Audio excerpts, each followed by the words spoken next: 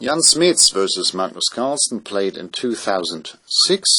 White's last move was c3 to c4, and we see a typical Sveshnikov scenario. Sveshnikov, where White has ended up with a fantastic knight, seemingly fantastic knight on d5 versus a bad bishop on d8.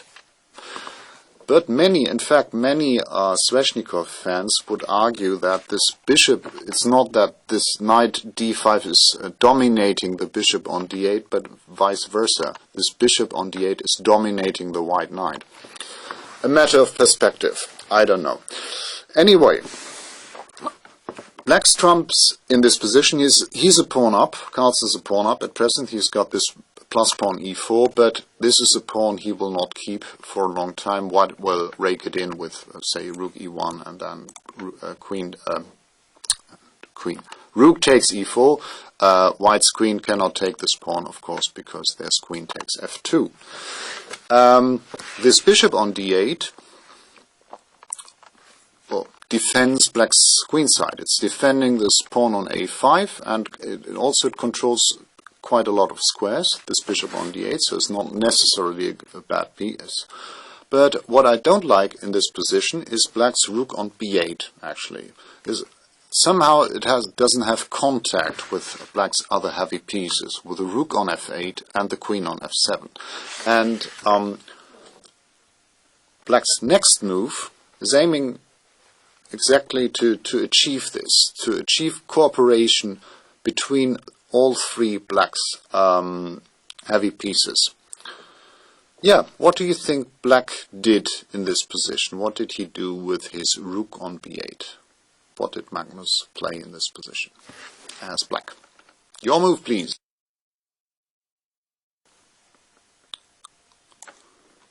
That's a very good start. Rook b3, this is what Magnus did. The rook is taboo, it's untouchable, because after queen takes b3, Black captures on f2 and checkmates.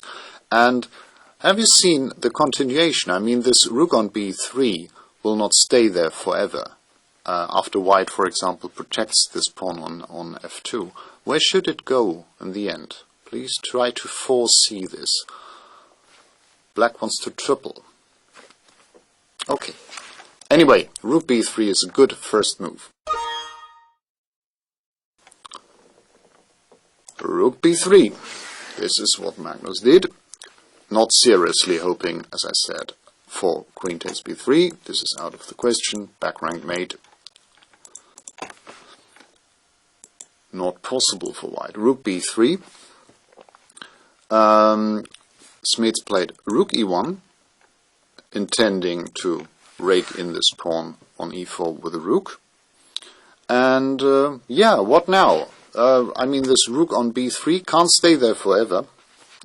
Black must find a purpose for this rook. And yeah, next move. What's the point of rook b3 here? What did Black do to increase his pressure on White's position and to do something for this rook b3? What would you do now for Black?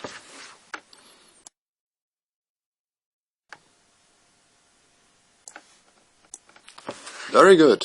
Bishop h4, hitting f2, and after g3 we see the point of this rook move to b3 by Black. Rook b8 to b3. Bishop h4 is very strong.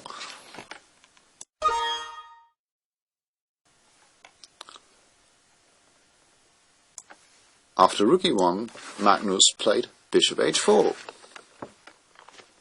hitting f2. Smits replied g3, parrying this thread, and now your move again. What would you do after g3?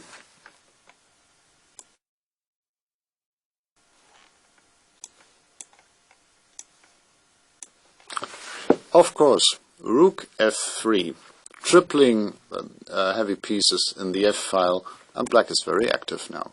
Good.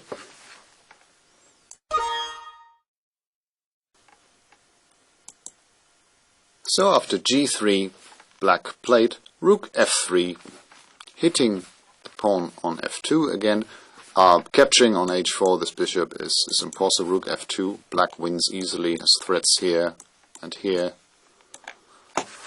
With checkmate ideas. Rook f3, Smits played b3, overprotecting the second rank with a rook on a2. f2 is defended now, and now black simply went back with the bishop. And yeah, this position, it's okay. No more, no less. I think it's about even here. But black has achieved quite a lot, I think. He's tripled his pieces in the f-file. This bishop on d8 is protecting this pawn on a5.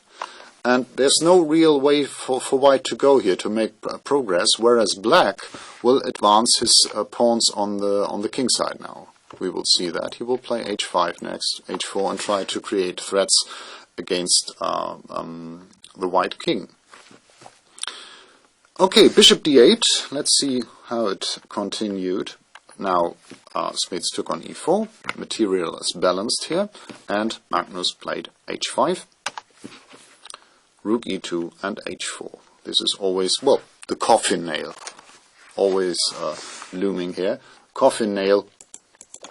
Black, this black pawn on h4 can either capture on g3, or it can go to h3, enabling black maybe to sacrifice on g3 and then play queen f3 and queen g2, something like that. So a pawn on the fourth rank, and also of course on the third rank, is always unpleasant for an enemy king. h4. Smits played rook b2, which I think is a sign that white doesn't have a real plan here. Rook b2. What's the purpose of this move? Okay, next move. Next move for you to guess. Magnus to play. And Magnus played a very subtle move here, a fine move, which will add threats on the king side. This move. It's not black to play and win here, not at all, but it's a very, subtle move. What would you do as black here? Which move prepares king threats on the h file? Your move, please.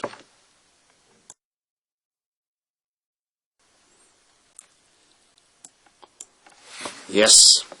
I might give this 2 exclamation marks.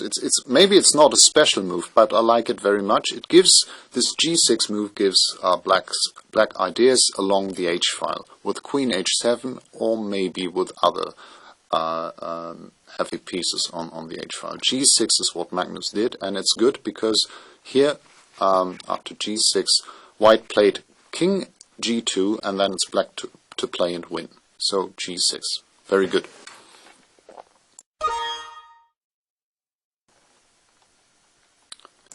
g6. Calm move, a subtle move, not hurrying with things like h3, for example, or h takes g3, just keeping the things the way they are. And, well, this g6 move contains a trap, in fact.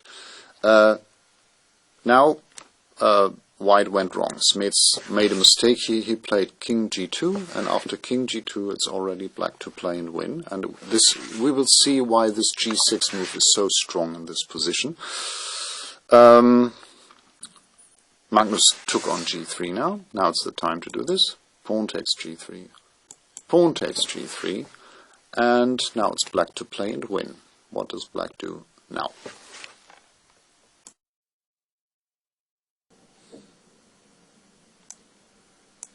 Yes, here black can sacrifice open lines against white's king, and in this line after rook g3 we will see why this move g6 is so very, very strong. Rook takes g3, good.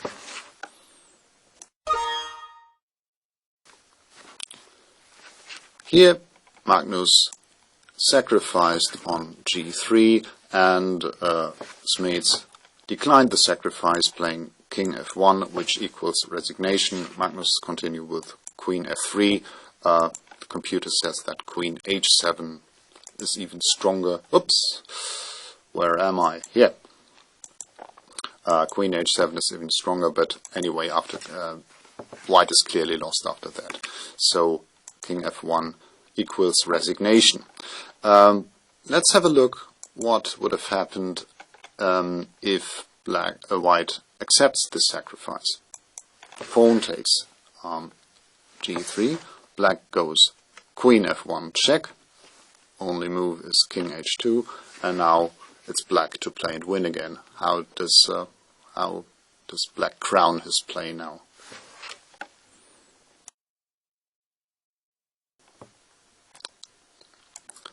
Yeah, king g7. Remember this little move g6 and see how useful that is in this line. The king clears the h-file for the black rook on f8. Rook h8 can't be parried. For example, rook e4, rook h8 check, rook h4, and now this bishop on d8. Remember this bishop takes away this rook and white gets checkmated. Check on h3, queen f3, and rook h5, checkmate. Yes, that's it. I liked several things about this game. Starting in this position, I liked how Magnus succeeded in achieving cooperation of all his three heavy pieces in the f-file by playing rook b3, rook e1, then bishop h4, important move, forcing g3, and now rook f3, b3, and bishop d8. Now, perfect coordination here in the f-file, and then afterwards h5, this is okay, and then g6, preparing, threatening kind of king g7 followed by rook h8 in some important lines after white's mistake, king g2. g6, sometimes a pawn move can decide the game. A subtle pawn move can decide the game, although one would expect some sacrifice to be going on here to work, but g6 prepares the final strike. I liked it.